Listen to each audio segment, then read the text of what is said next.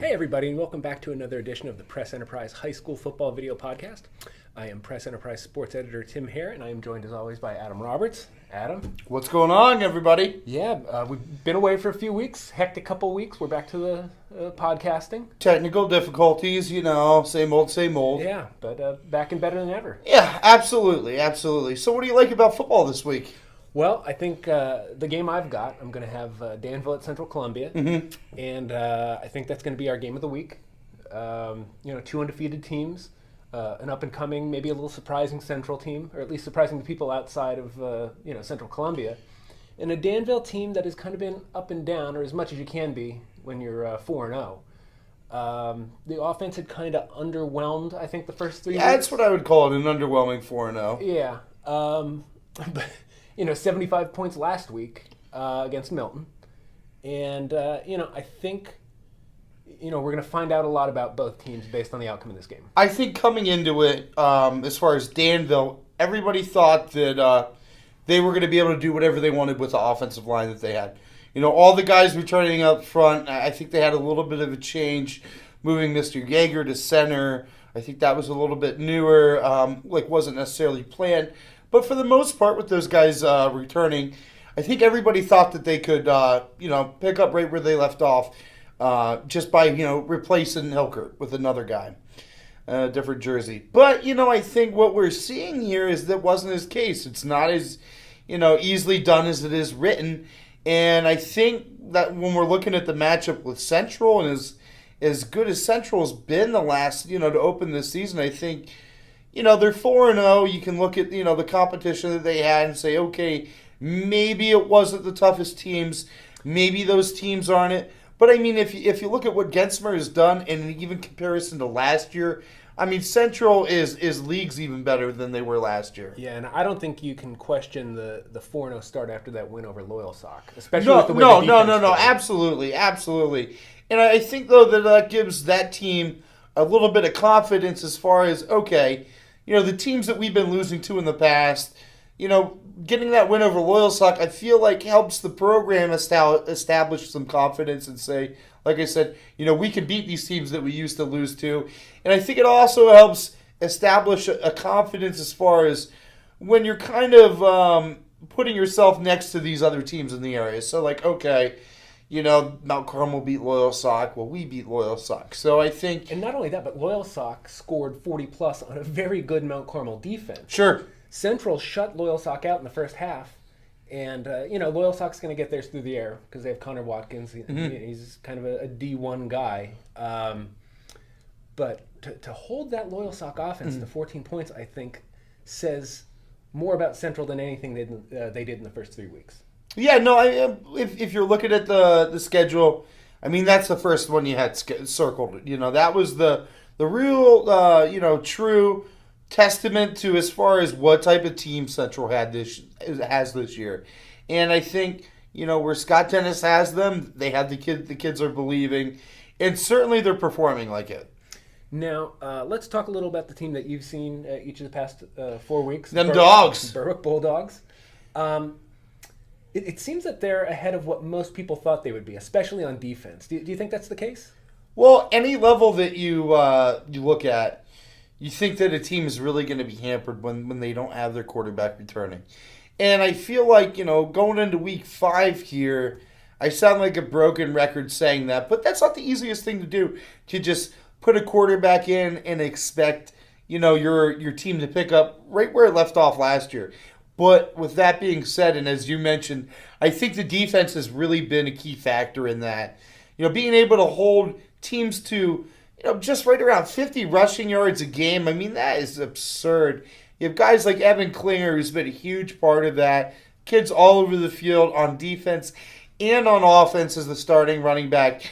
And just looking at this matchup here coming up against Selinsgrove, as good as the Bulldogs secondary has been and the playmakers they have, I mean, they're going to have all the opportunities they want to make plays this Friday. You have to figure that Logan Leiby, another guy who's, of the same caliber as Connor Watkins, you have to figure he's going to throw at least 20 times. Oh, absolutely. Do you think that secondary is up to the challenge? Well, if I know Tegan Wilk, he's got plenty of confidence coming into this game. and I'm sure he's hungry for more interceptions. And, kind of just building off of that, the more times you throw, the more opportunities you give this Berwick secondary to make a play back there. And as tough as they've been back there, I mean, it's certainly going to be a challenge for Logan Libby coming in this week. Looking at film, he's certainly going to try and figure out any type of weakness that the Berwick secondary offers. I know it will be tough. You have Wilk, like we talked about, over top. You have Beckhorn there in the secondary. You have Parks back there, and a bunch of different guys who are able to rotate in and give Berwick show that they have that depth there. That's tough for teams to be that consistent in the passing game for 4 quarters when you have a team that has depth like that. Yeah, you talk about their depth, and when I was looking at the stats, I think the thing I was most surprised about was how they spread the ball around on offense last week, with a lot of guys getting involved in the passing game. Is there anyone that you've seen on that offense that, or an area on that offense that you think has really sort of sparked them on that side of the ball? Well, Klinger, in the first couple games, he didn't quite get his yards. He kind of was tough. He rushing for like 11 carries, 46 yards, or 38 yards. Real tough carries. Only getting just a handful of yards. But he was able to really start opening it up, and I'm looking here at his stats. He's got 356 yards through 4 games. So he's certainly come on the last couple games. I don't know if that's also because the line, which has struggled there at the center position with the high snaps and has disrupted the rhythm that the offense had. And I don't know if getting the line settled and squared away, after you lost guys last year, is also helping, come along and bring along this run game that kind of lacked there in the first few weeks.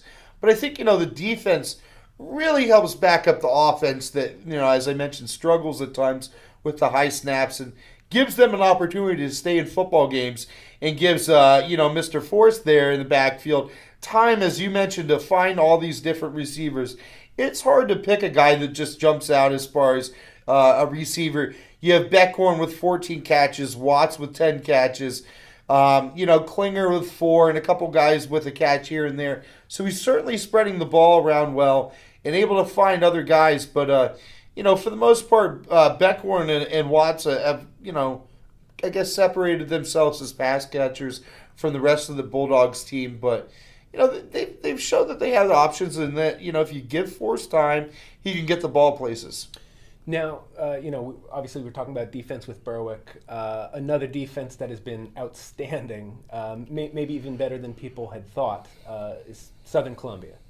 Now, I know you haven't seen Southern, but are you surprised, when you look at these numbers, Southern, they've only allowed 14 points. Only one of those touchdowns was against the first team. 376, so they're not even allowing 100 total yards per game so far.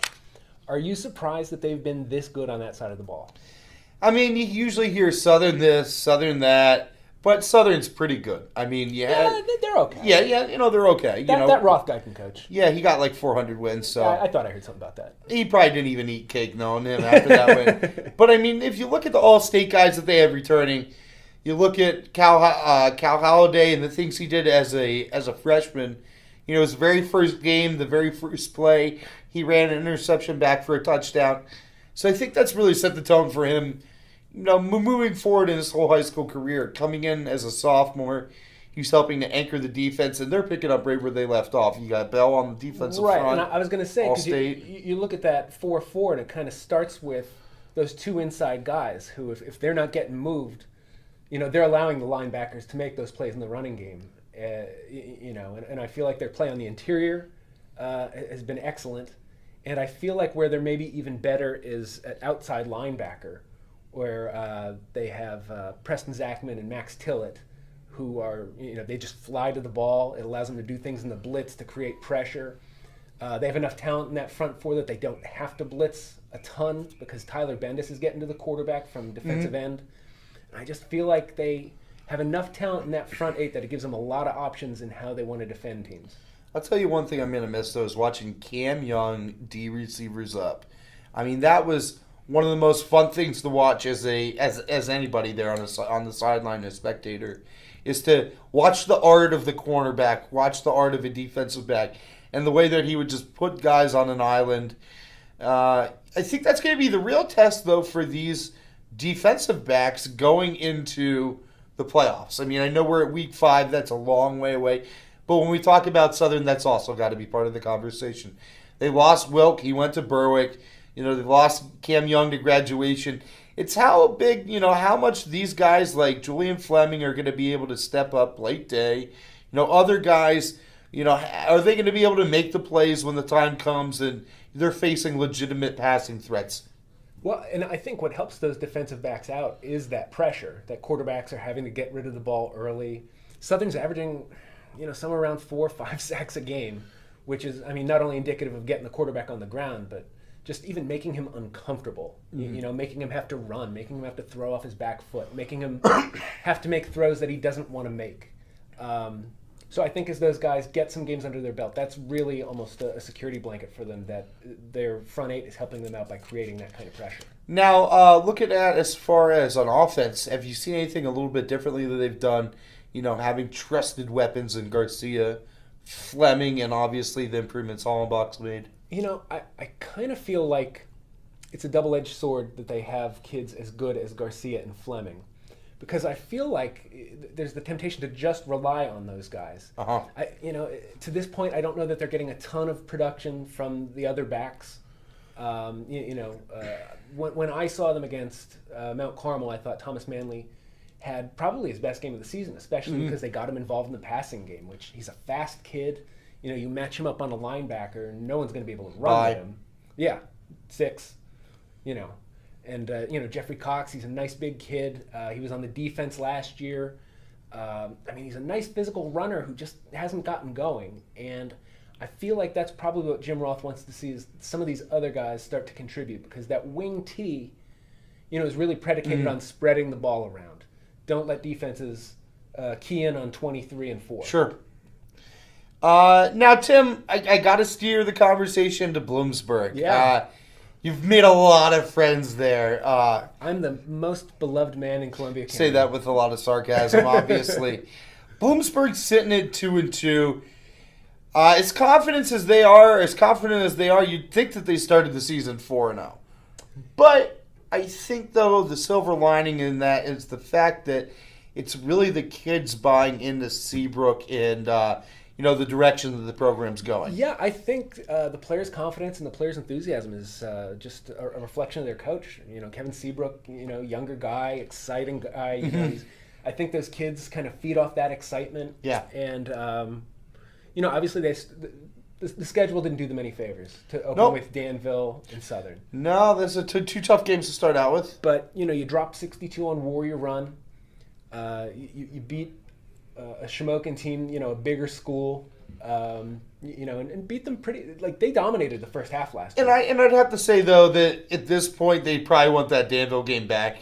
I think that's a game that you play that later in the season, and it doesn't matter, I guess, looking back where it's played. But I think having the kids really come together and gel, that game could have been a little bit closer than exactly 14-7. I think they probably could have got their offense going a little bit more than what they did. And I feel like what they have in the backfield, Joe Zola's a nice running back option, but Hunter Coulter, let's talk about that kid. 11 carries, 240 yards last week, 3 touchdowns. And in another offense, because this offense that Seabrook runs is kind of, another one where they don't want to focus or rely on Sorry, any one Eric guy. Faust.